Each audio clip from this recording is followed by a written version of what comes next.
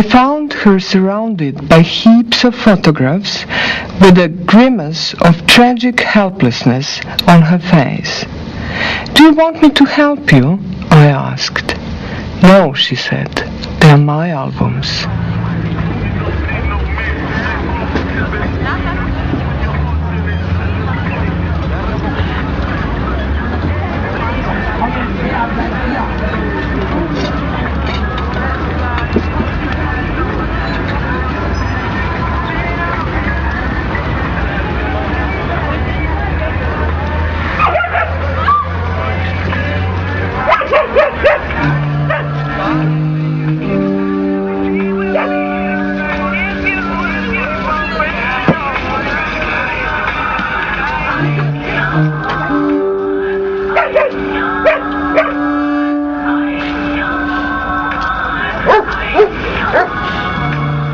Such things, albums, family albums, private albums, they follow the idea of a beauty of common people. It is non-institutional beauty.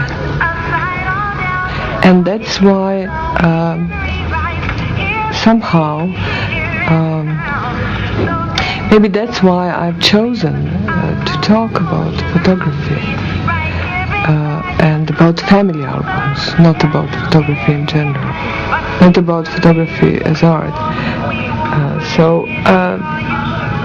Private photographs, not photographs which are concerned as art, or not documentary photographs, not war photographs, not photographs of towns, landscapes, but of a people, common people. And that's why it is very moving. I mean, how common people, how they organize their private museums where they record their lives or their faces of their family. This is it. This is completely different. It's a home museum. It's underground museum. It is non-institutional museum. It is a museum where we can see somebody unknown, I mean anonymous, not a Rembrandt, but anonymous person. And this is additional, I mean, moving, very touchy thing about family albums and about photographs, private photographs as well. Because as you know, it is signing up for eternity, basically.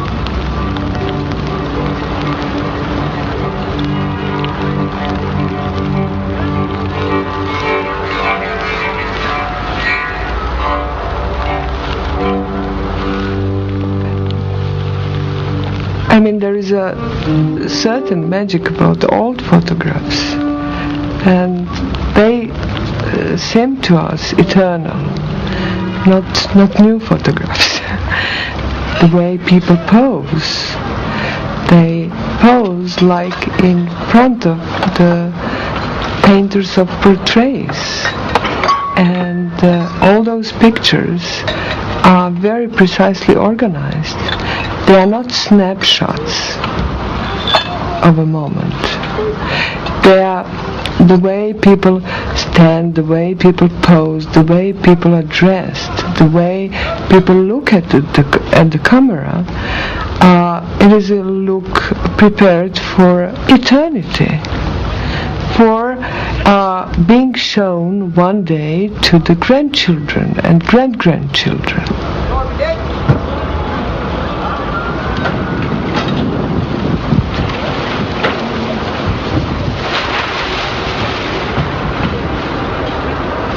This is their terrain.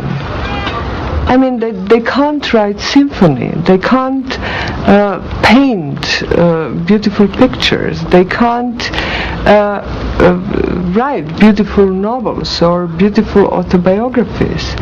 So what they do, common people, it is to leave some trace, to leave some document, to leave to somebody. Who knows? I mean, okay, if you have grandchildren, to your children, grandchildren, and so on.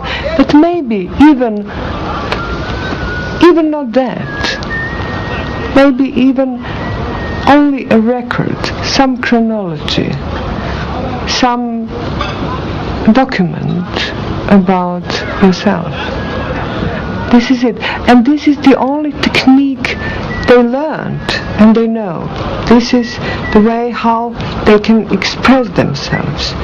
That's why it is, for me, especially albums are so moving. I mean, because really moving, because and you could feel some pain because of course it's a procedure of beautifying your everyday life and your own personal history. But that's why it is so moving, and that's why it is so painful. Basically, it's a death mask, which poor people could afford. Damit muss er reden. Das sind ja so ein doofen Titel.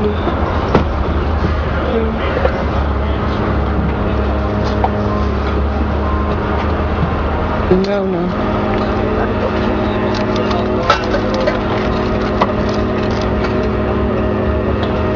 Ja. Danke.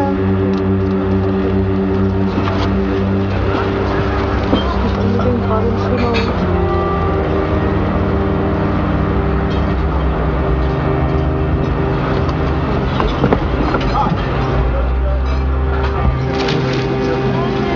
Wil je het niet hebben over de schoonheid en troost van je leven in Joegoslavië, voordat het land explodeerde? Wil je het niet hebben over wat je troostte toen je besloot in ballingschap te gaan? Over een gezicht misschien, een onbetekenende herinnering. Ja, wil je het niet hebben over het sprookjesachtige van de literatuur? We hebben gepraat over allerlei mogelijkheden, maar ze bleef bij die ene, het fotoalbum. Waarom we plotseling in Berlijn waren, op een vlooienmarkt, tussen de prachtigste rotzooi. Ik bedoel, hadden we haar verhaal al niet opgenomen, in Nederland, in een studio. Het verhaal over het fotoalbum van haar moeder, die nog steeds in Zagreb woont. Was dat niet voldoende? Blijkbaar niet, want hier stonden we. Hier zocht Dubravka Ugresic naar fotoalbums die haar misschien zouden doen denken aan het album van haar moeder. Ze zocht een half uur en vond er 2.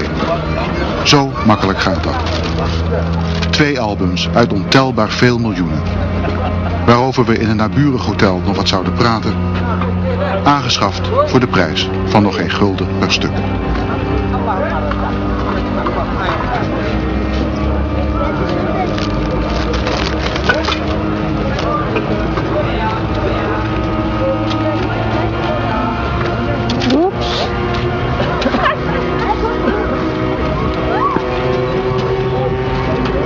Danke schön, danke.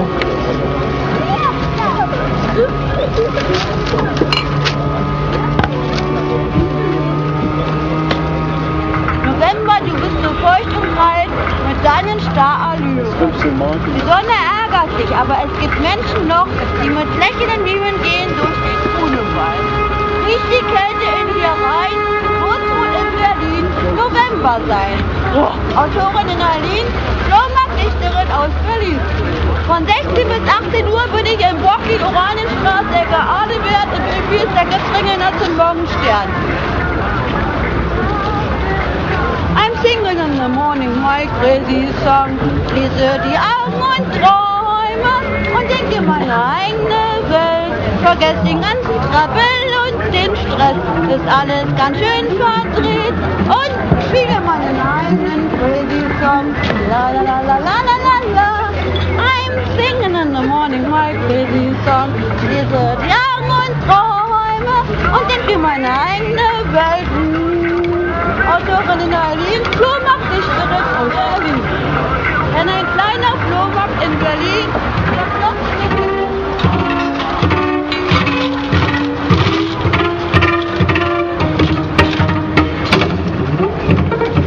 Slavica and Branko doing here?"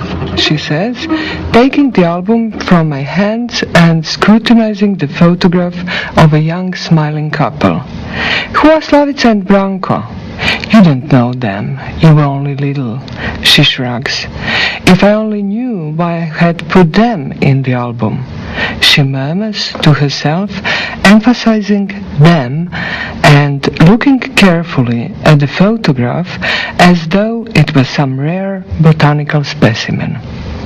Suddenly, with a swift movement of a hand removing a sticking plaster, she detaches the cellophane cover, takes out the photograph and tears it into small pieces. The paper sound of the execution rips the air. "There," she says. "They've been dead for ages anyway," she adds in a conciliatory commemorative tone, handing me back the album.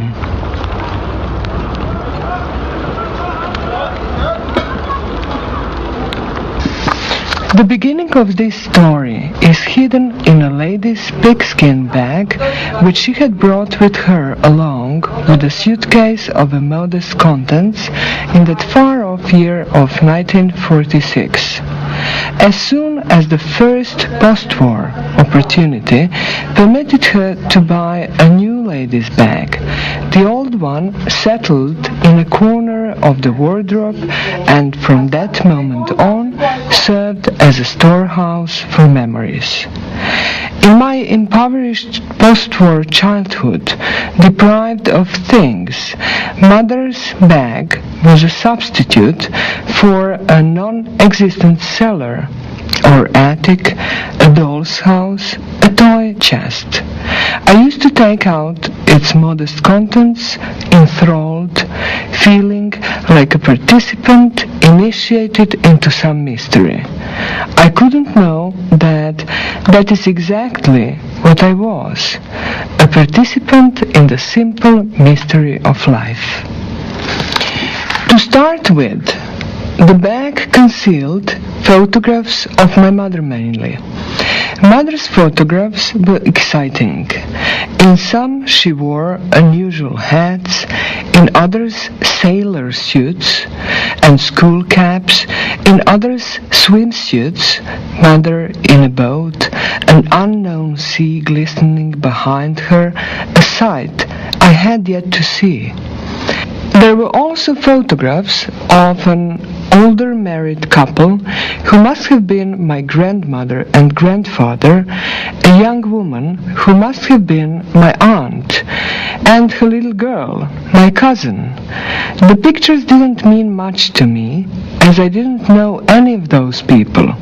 Apart from Mother's photographs, tied with a pretty ribbon, there were some of Father, then of me, as a newborn baby, and some of us together, Mother, Father, and me, in idyllic scenes of playing in the snow.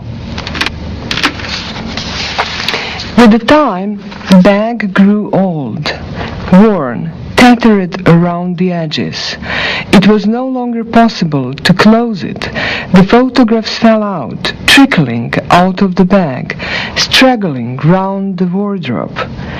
We piled them up, tied them with a string, and put them back in the bag in an effort to create order. Shoeboxes also appeared beside the bag. We threw the pictures into those boxes or shoved them into books and drawers. Mother's bag reminded the central storehouse of memories. My mother often grumbled that we must tidy up, that she would throw all the photographs out one day. But despite her grumbling, nothing changed. Not the corner of the wardrobe, nor the bag in the corner, nor its function.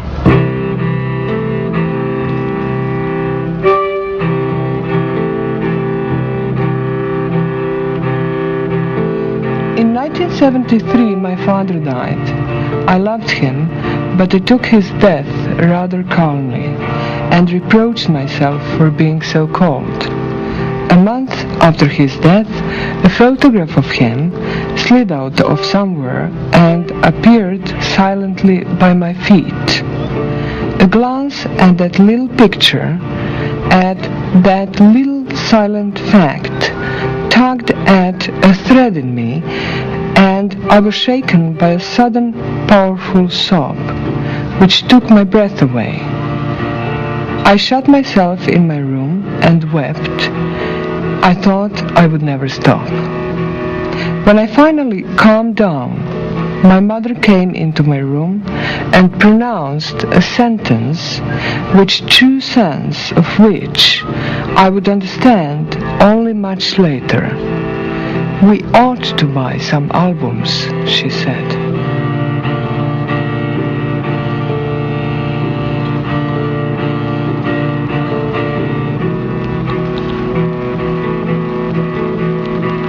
When I left my country, if I can say that, my country. Left you. Or my country left me, so whatever. And there was a very moving moment when my mother, she bought a very cheap and very small photo album, and of that very small, which you could put in the purse, yeah? And then she said, you should take that with you, because somebody will ask you, so where is your family? And then you wouldn't have anything to show. And when I look at her choice of photographs, she put several photographs of her, of our family, of my father, of my brother, of me when I was young, and so on. But what I remember, that I had a terrible feeling of pain. It was so painful to take those photographs with me. I didn't do that. I left them. Why? I don't know why. Really, I don't know why. But first time she did it, I left them. I didn't want to have them with me. So it was simply pain. It was painful spot, something like, it was strange feeling first, why I did feel pain, and second, why I didn't want to take them with me. Second reason, or I would say a point where I somehow became interested in photography was when I met a refugee in Berlin who said, refugees are divided in two categories. He meant, of course, Yugoslav refugees. Yeah? He said they're divided in two categories, those with photographs and those without. Then, when I met acquaintances, refugees all over, I was surprised how people didn't feel sorry for their destroyed houses or homes or material lost or even a loss of the country. I heard that hundreds of times, how they were sorry that they didn't have time to take their photographs. There is even a story, I don't know whether it is truth or not, that General Mladic, Serbian leader, general, who granted Sarajevo. So the story goes that he, from those hills which surround Sarajevo, saw the house of his friend, and then he found him, and he said, "You have 5 minutes to pick your albums and to run away, because I'm going to grenade your house." So, in that sadistic statement of General Mladic, there is one thing. He said, you have 5 minutes to pick your albums and to run away. So what he meant is you have 5 minutes to pick your memories, prove that you existed, and then I will grenade you, I will destroy you, because I'm anyway destroying lives, town, libraries, I'm destroying memory. Probably the basic thing why photographs are so important to people, like I mentioned, refugees who lost everything and who are now living all over, is that really photography is the proof that we existed. And this is the point, which was important for me. There I suddenly realized that we're surrounded with images, photographs, photo albums, they're all over. Somebody's taking photographs of us, we are taking of somebody, so we don't pay attention. And then there is a moment where suddenly that becomes a very, very important thing.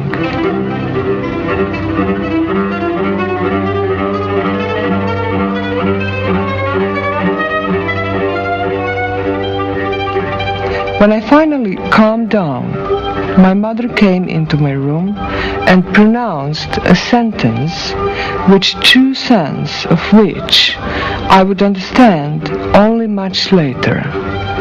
We ought to buy some albums, she said. We did.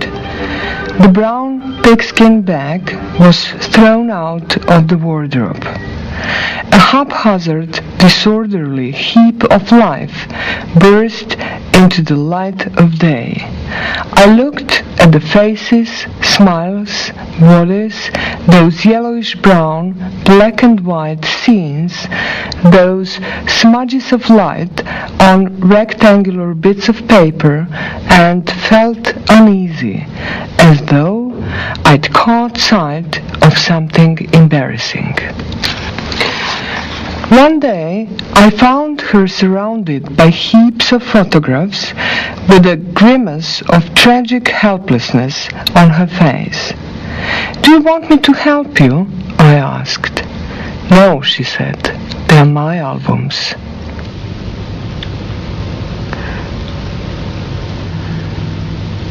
The pain, of course, the pain is my mother's albums. Because she tried as any of those persons, I don't know. She tried to make some beauty, to make a life, to construct life stories, to construct a family life, to leave something to her children, some record of herself. And this is very painful. This is very moving.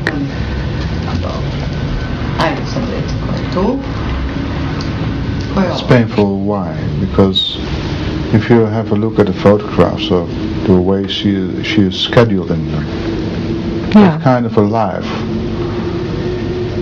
wants you to inherit?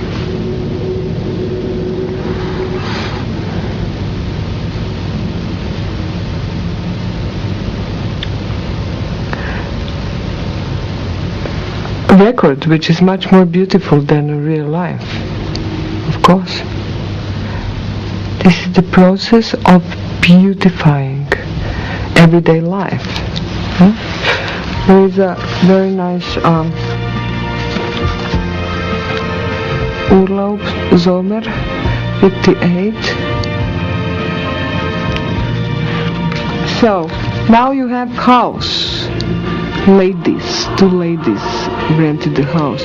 You have flowers in front of the house. You have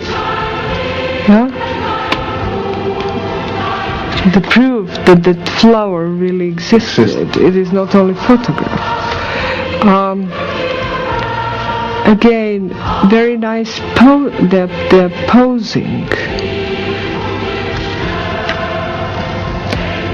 And this is that archaic principle as well. I mean, everything should be nice with such an album. No ugly photographs. No irony. Yeah? No making fool of yourself. This has to be Arcadia. Yes. See? From 1958, even keeps the color. This is the old map of the place.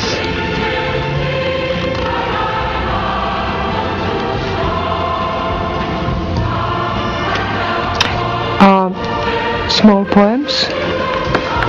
They've written small poems. Am Himmel strahlte hell die Sonne, die Herzen waren voll Freud und Wonne, als man an den Urlaub dachte und uns das Schiff nach Fiete brachte.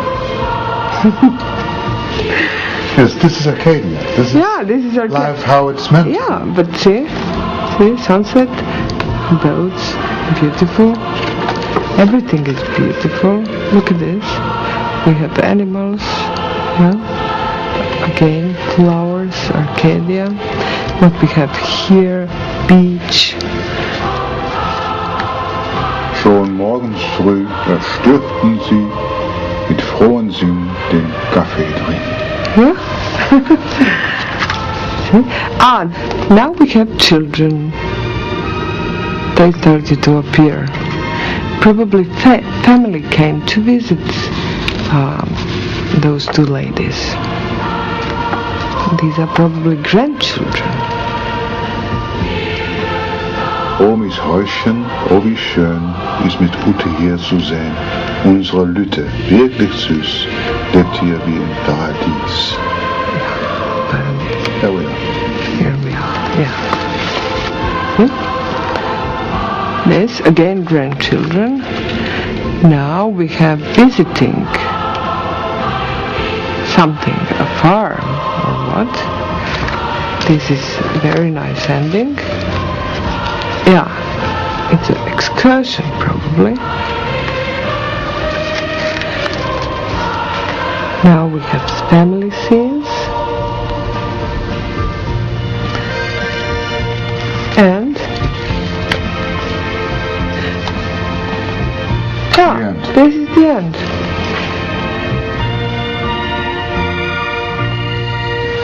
I leafed through the albums. They reminded me of the bag.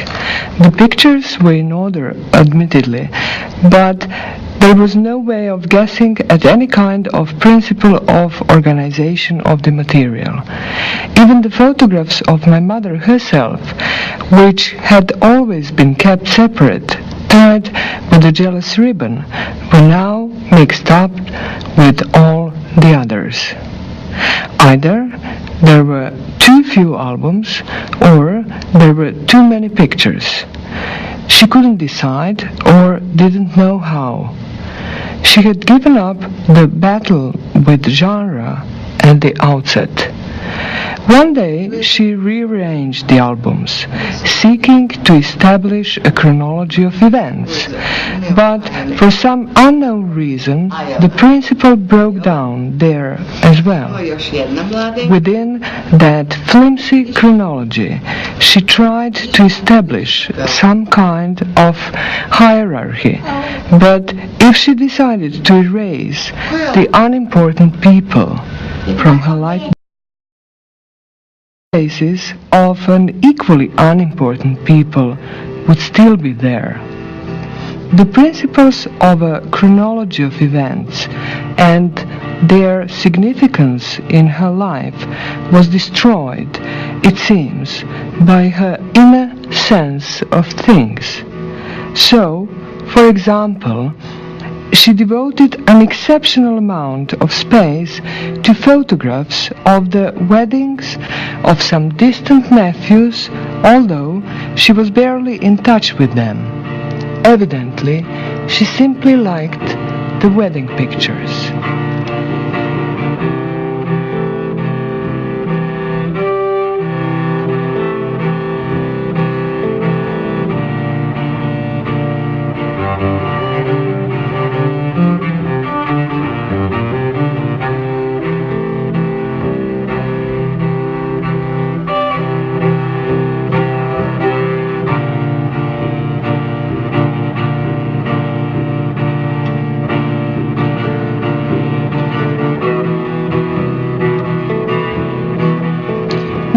albums, the way she set out the facts of her life, revived before my eyes an everyday life I had forgotten. This everyday life was arranged by the mere fact of being posed. Then it was resorted through the selection of photographs, but perhaps just because of an amateur artistic impulse that the facts of life should be nicely arranged, it sprang up in the gaps, in the mistakes, in the method itself, touchingly authentic and alive. One of the pictures would reveal my little shoes with the cut-off toes and disclose the world of post-war shortages in which toes grew more quickly than the ability to purchase new shoes. A time of workers' union outings, speeches and flags, pioneers, miniature socialist spectacles, reduced to the measure of the provincial town in which we lived, the celebration of 1st of May, children's fancy dress processions, which we called the Corso of Flowers. The picture shows me as a poppy, thrilling pyramids of friendship, relay races, cross-country runs, family holidays. An unwritten history of everyday life emerged, which, judging by these pictures, so innocent and universal, could have taken place anywhere, but nevertheless did take place here. Once I noticed a little triptych in one of the albums, 3 photographs of her arranged next to each other. On the first, she could have been about 20, on the second, 30, and on the third, about 40. The most recent picture of her was off in the corner, outside the triptych. I've aged terribly, haven't I? No, I said, examining the photographs carefully. Covering a distance of some 10 years with each picture, her face certainly had changed. Its roundness turned into an oval, her big brown eyes grew smaller and became somehow slanted. Her full lips became flatter and lost their appealing pout. 2 lines by her mouth began in her 30s to turn downwards, and in her 40s there were already barely perceptible little pouches on either side of her face. By the most recent photograph, her mouth was visibly sagging sadly. No, I said again, closing the album. When I picked up the same album again, the triptych had been removed, the pictures rearranged, and the newest, the one with the sagging mouth, had disappeared forever. Your mother made up a story. Yeah. The photographs of her life. Of course, and now they are very valuable to me. For what reason? Because she made it up. Because she was my mother. She is my mother. I mean, and it is simply nice to look at those pictures. Why? Because they're mine. Because but they're not the truth. It is a truth. I don't know anything about that truth. Because I don't remember her, and I couldn't, when she was a, let's say, young woman. I didn't appear yet at that time. And I see her beautiful photographs, how she was beautiful. Highlights of her life? I see what I have, what she prepared for me. Probably some censorship worked as well. What is she trying to tell you by showing you those photographs? The same what she tried to tell herself. The same what will probably I try to tell myself. Some consoling story about myself. Don't forget, we are not putting ugly pictures into albums. And usually we are not keeping, ugly, not pretty pictures around us.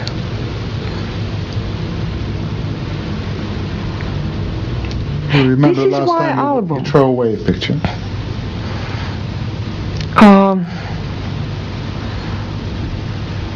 I don't know. Probably I did that job as well. Looking at yourself? Yeah, of course. What happened? Probably I didn't like myself, and I simply did the same job of censorship, which means the same job of construction of personal history. Mm-hmm. Yeah? Executing the ugly spots, ugly faces, people you don't, you are doing that fiercely. People you don't like. This romantic scene, of let's say, a love story, which crashes, and he or she tears all his or her photographs because she or he doesn't want to have her or him in her life dossier anymore. So it's a symbolic act, and of love, and of photograph, of surrogate, of your beloved person, of that. There are so many stories connected with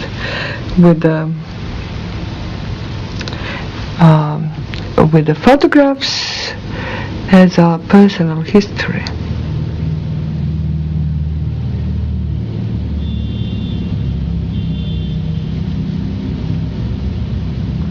With the time, Mother did succeed in putting her albums in order. The one I liked the best contained the pictures she had brought with her in that far-off year of 1946. Liberated from its ribbon, the bunch of yellowish-brown photographs now spread through the album in all their patinaed beauty. Young grandmother and grandfather with the friends with striking features, family friends, Armenians, said Mother, gathered round a gramophone with a speaker like a giant lotus. There were Mother's appealing girlhood pictures on a beach, in a boat, on a walk with girlfriends, in the shadow of trees, on an outing. Young girls in silk dresses, among them Ellie, my mother.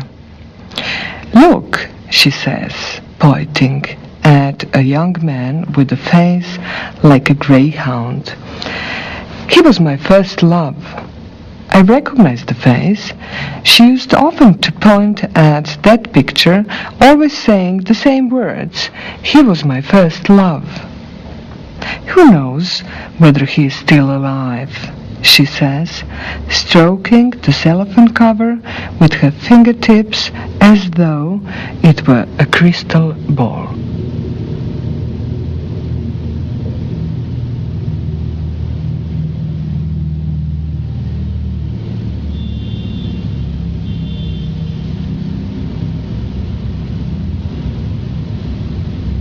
When she came out of the hospital in July 1989, tormented by doubts about her survival, Mother asked me to take her photograph. Through the little eye of the Canon automatic, I saw her hopelessly struggling to give her frightened face an expression which she would leave us, her children, as her last.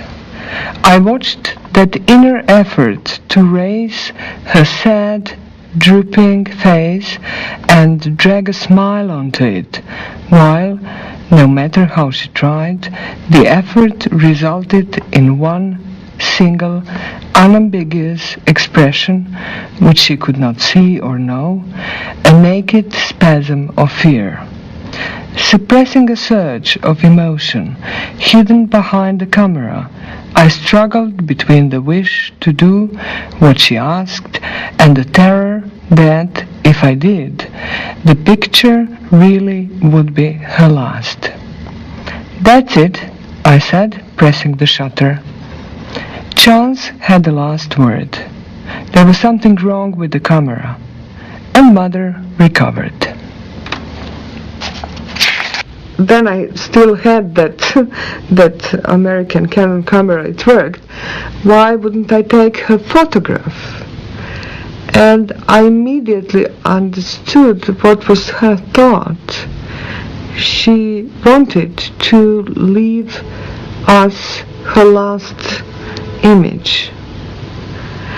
And it was terribly painful for me to do that. And really, what happened, something was really wrong with the camera, and I couldn't take that picture. And my mother really recovered. And I had exactly that fear, that it is much better not to take her photograph. So, but that was a moment of probably, after the initial chaos, the initial selection, ordering and organization, after touching up, after discarding an ugly pictures, the photographs in my mother's albums seemed for some time now to have settled into the permanent disposition. Nevertheless, I noticed that the currents of a new life did manage quietly to creep into the strict albums. Someone's telephone number, a newspaper cutting about where to buy special door locks and alarms, or an article about the noxious effects of tomatoes, someone's holiday postcard.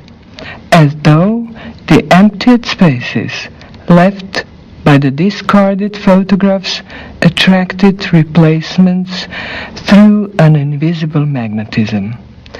But then she would tidy them, throw out the rubbish which, escaping her control, had crept into her albums and disturbed the construction of her personal history. Sometimes I would come across her leafing through her albums. Then she would close the one she was holding, take off her glasses, put them down and say, "Sometimes I feel as though I never lived." Life is nothing other than a photograph album. Only what is in the album exists. What is not in the album never happened, she would say.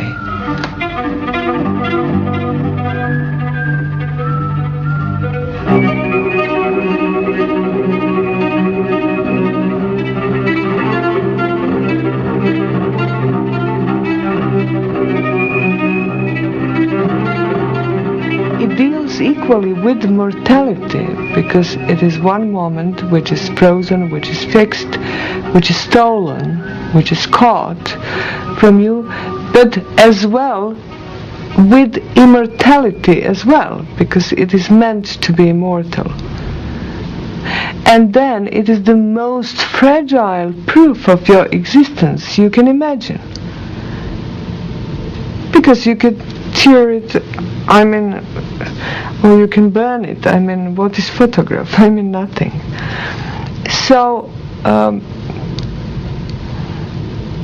it's a kind of, I would say, miraculous small thing, which plays with many layers and many meanings, and that's why it is not simple to talk about that. However, it seems that it is simple.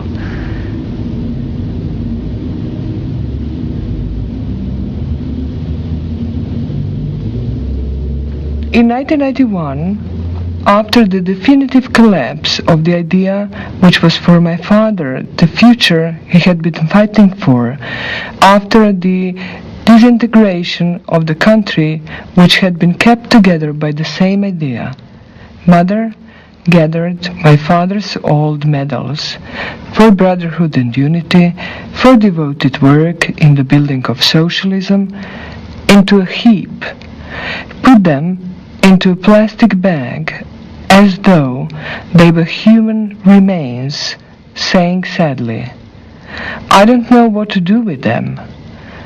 Why don't you leave them where they were? What if someone finds them?" I said nothing. "You take them," she pleaded.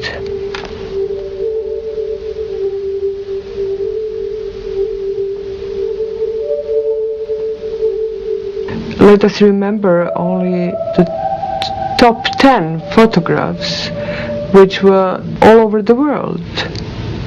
Yeah? It was a photograph of concentration camp in Manjača, which was on all the covers everywhere, and destruction of a bridge in Mostar. This is very interesting to analyze why certain images were the most popular, because of their symbolical message. It could stay as a metaphor for the war, or destruction of an old bridge, and so on and so on, and probably all kind of manipulations, all kind. And photography served in those purposes. Yeah, but you don't know whether you remember them in black and white or color, for instance. This is a very interesting question. The moments of horror are in black and white. For you? I don't know, but now when you asked me, suddenly I realized that I don't remember colors. And the first thought was that they were black and white. But it is impossible, because everything was in color. Yeah. See? So?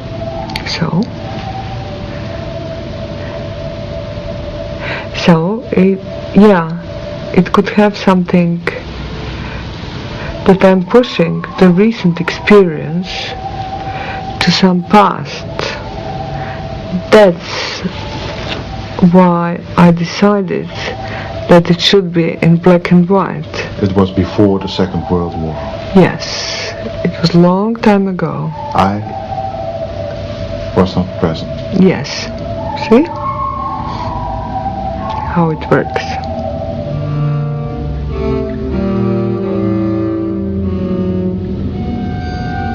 The same year, when the names of the streets changed, when the language and the country, the flags, the symbols all changed, when the wrong side became right and the right side was suddenly wrong, when some people were afraid of their own names, when people were butchering each other, when some were butchering others, when armies with different insignia sprang up on all sides, when the strongest set out to obliterate everything from the face of their own country, when terrible heat waves laid the land bare, when a lie became the law, when the law a lie, when people pronounced nothing but monosyllabic words: blood, war, gun, fear, when the little Balkan countries shook Europe,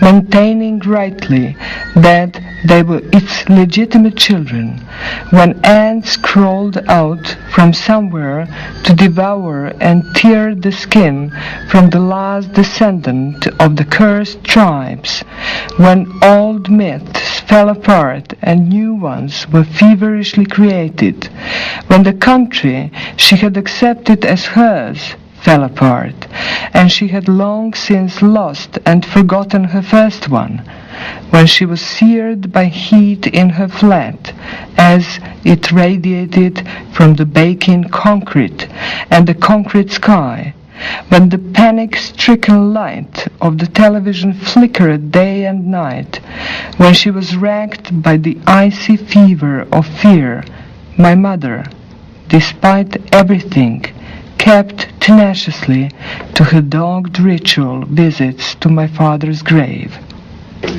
I believe that it was then that she looked for the first time at the moist gravestone and suddenly noticed the 5-pointed star, although it had always been there, at her request.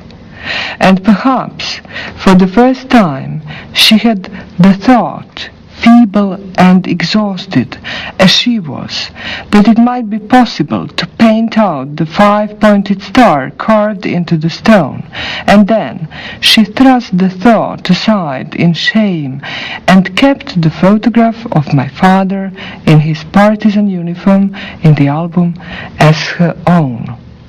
It was as though it was then suddenly confronted with the little star above my father's name that she really accepted her own biography as well. When she got home, she sat down in her baking flat as in a train.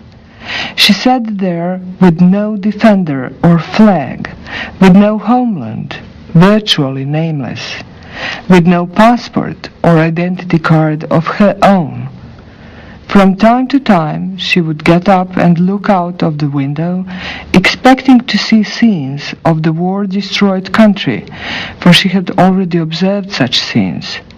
She sat like that, in her flat, as in a train, not traveling anywhere, because she had nowhere to go, holding on her lap her only possessions, her albums, the humble dossier of her life.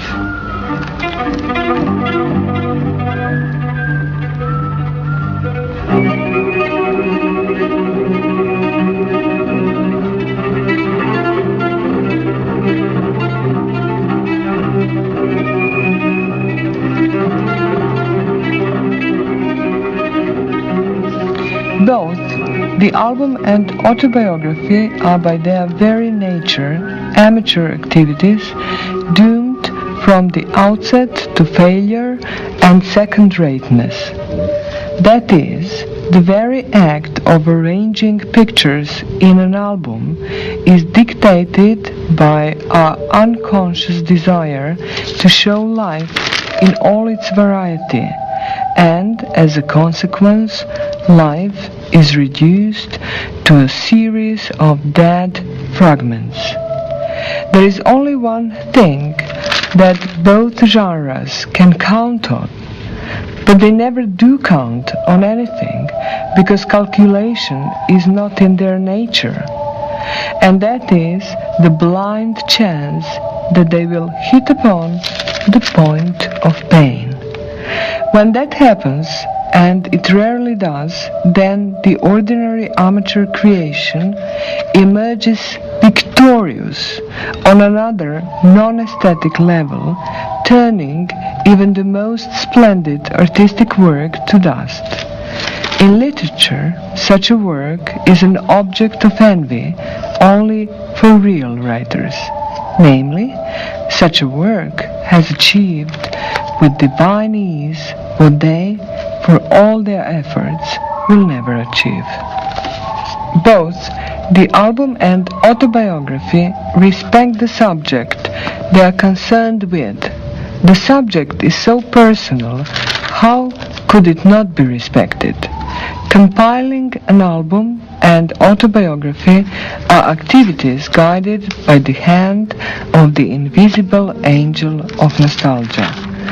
With its heavy, mournful wing, the angel of nostalgia brushes aside the demons of irony. That is why there are hardly any comic albums, ugly photographs, humorous autobiographies.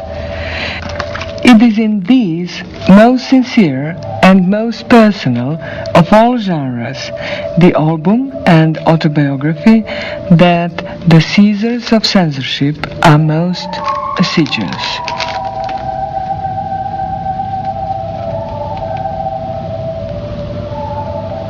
It is beautifying us, everyday life, our family, our children, everything which surrounds us. We want that to be recorded, but in a beautiful way. Yeah, and then looking at that, we feel kind of consolation, or full consolation. Yes, you can tell somebody, these are my grandchildren, that was me when I was young, this is, I don't know, my friends, my husband, I don't know what, or this is the moment when I visited Schwarzwald and so on, and we had nice, happy vacation and so on.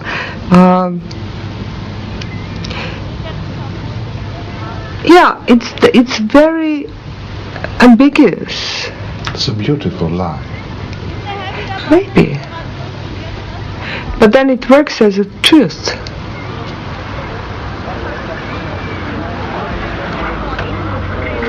Fingerdeck ist privat. Das ist kein Münzalbum, das ist das Ding von der Flohmarktdichterin. Das ist mein Denken, mein Bauch da drin. Aber du kannst aufschreiben oder ein Gedicht sagen, wenn du willst. Aber nicht meine. Aber das macht ja nichts. Okay, bye bye. Some time ago, I myself bought an album, an elegant one, with a nice brown pigskin cover, which I had been trying to find for a long time. A little while ago, I picked it up. Leafing through the pages, I stopped at a photograph of myself.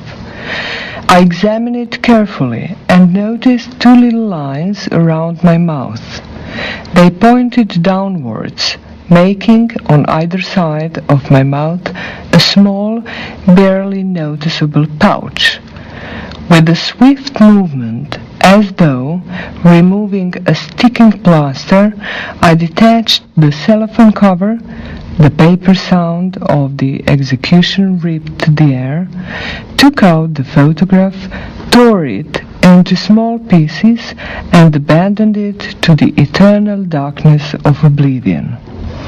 In the bottom, deepest drawer of my desk, there is a jumble of photographs. When I open the drawer, faces, smiles, bodies, those smudges of light on rectangle of paper pour out. I have kept one bundle of pictures in an envelope, stuck it down, tied it with a ribbon, and pushed right to the bottom. From time to time, looking through my things, I come across it. I touch it.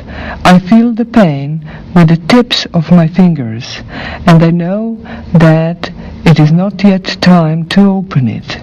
But one day, when I think that the pain has gone, I shall open it, look at the pictures and arrange them in the album. I shall select them carefully, arrange them meticulously, taking care that there should be no mistake.